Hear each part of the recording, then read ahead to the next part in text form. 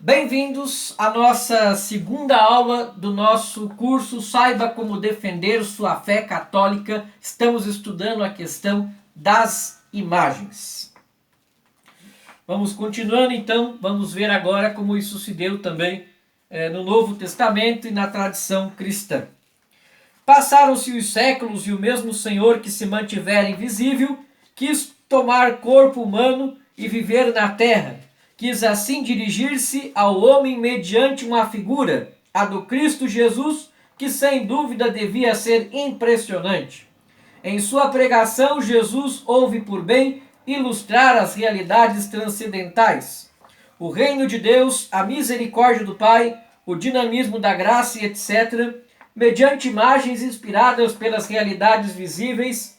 Tal foi o significado das parábolas e alegorias utilizadas pelo Divino Mestre, que aludiu aos lírios do campo, à figueira, aos pássaros do céu, ao bom pastor, à videira e a seus ramos, às crianças que brincam na praça pública, à mulher que perdeu sua moeda, ao administrador infiel, aos operários chamados à vinha, e etc, e etc.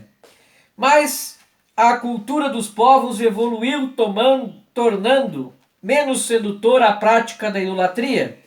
A filosofia, com sua racionalidade, foi penetrando as mentalidades e mostrando quanto é absurdo atribuir uma escultura à força da divindade. Isso tudo fez que os cristãos compreendessem que a proibição de fazer imagens no Antigo Testamento tinha o mesmo papel de pedagogo, condutor de crianças destinados a cumprir as suas funções e retirar-se, que a lei de Moisés, em geral, tinha junto ao povo de Israel.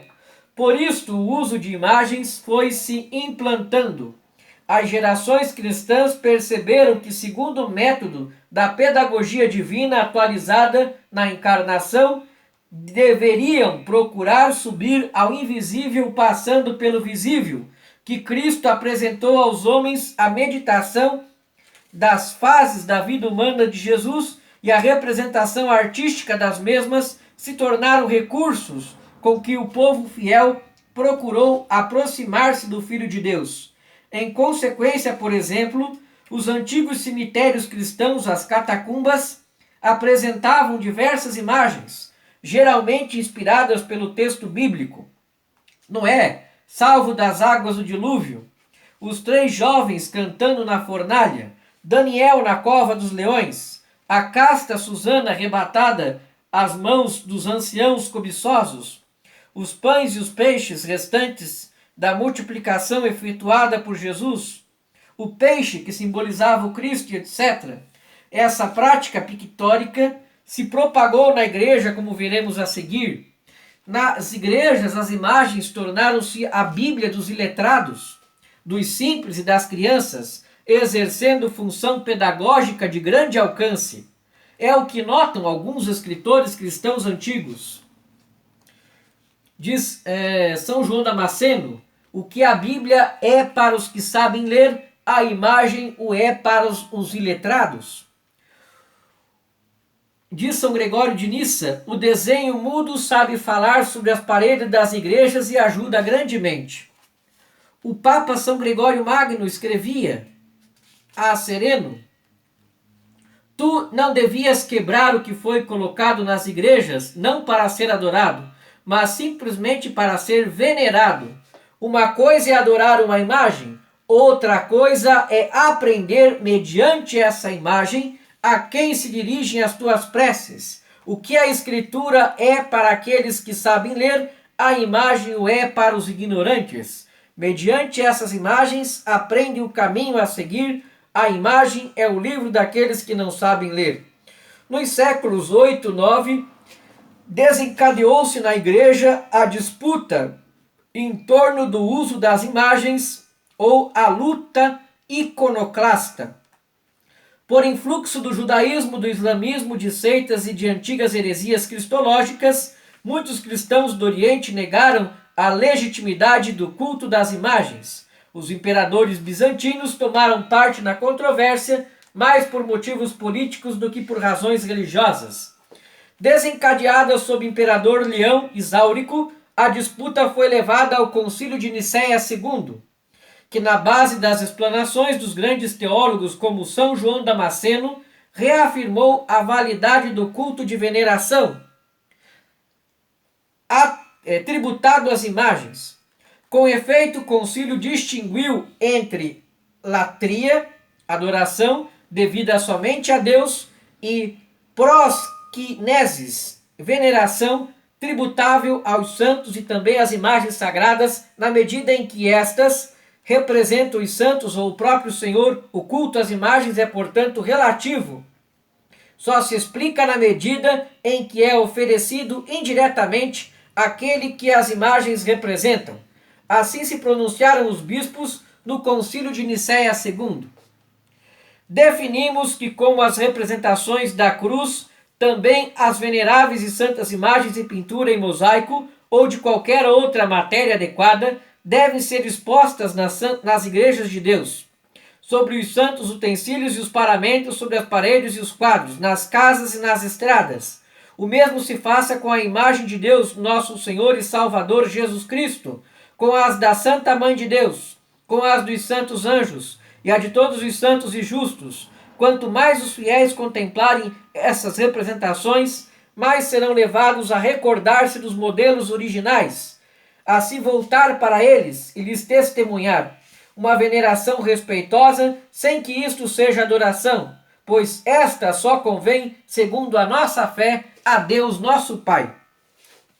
É interessante ainda salientar como raciocinava o mais famoso defensor das imagens, São João Damasceno. Diz ele no seu tratado sobre as imagens: como fazer a imagem do invisível? Na medida em que Deus é invisível, não o represento por imagens, mas desde que viste o incorpóreo feito homem, fazes a imagem da forma humana, já que o invisível se tornou visível na carne, pinta a semelhança do invisível. Outrora Deus, o incorpóreo invisível, nunca era representado, mas agora que Deus se manifestou na carne e habitou entre os homens, eu represento o visível de Deus. Não adoro a matéria, mas o Criador da matéria. Estaríamos realmente no erro se fizéssemos uma imagem do Deus invisível, pois é impossível pintar o que é incorpóreo e invisível, o que não tem traços nem linhas sensíveis. Mas depois que Deus, em sua bondade inefável, se encarnou e foi visto em carne na terra, depois que ele viveu com os homens, tendo assumido a natureza, a densidade, a figura, a cor da carne, nós não nos enganamos ao fazer a sua imagem. A tradição cristã reconheceu constantemente o valor pedagógico das imagens como suportes para a vida de oração, bem adaptadas à nossa condição psicossomática. Então, foi na base destas considerações que se firmou na Igreja Católica e entre os cristãos orientais ortodoxos a veneração das imagens, que nada tem a ver com a adoração de alguma idolatria, ou de alguma criatura. E então, para a gente encerrar, eu vou falar aqui do livro.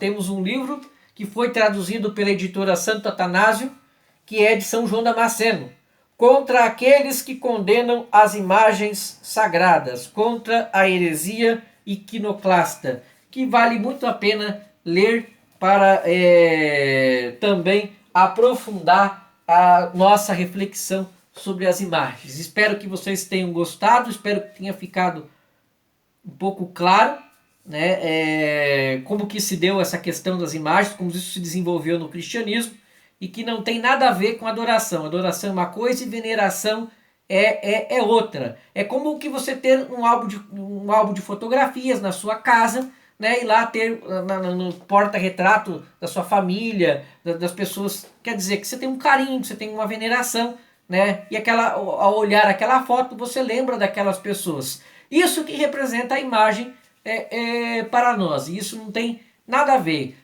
O culto que nós prestamos é a Deus, está baseado na Santa Missa, então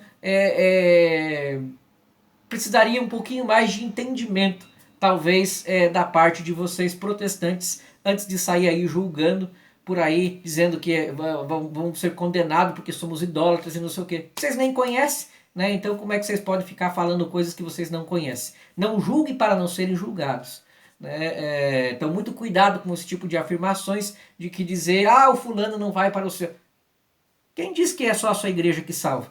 Né? Então, muito cuidado com esse tipo de situação. Muito obrigado pela sua atenção e até a nossa próxima aula.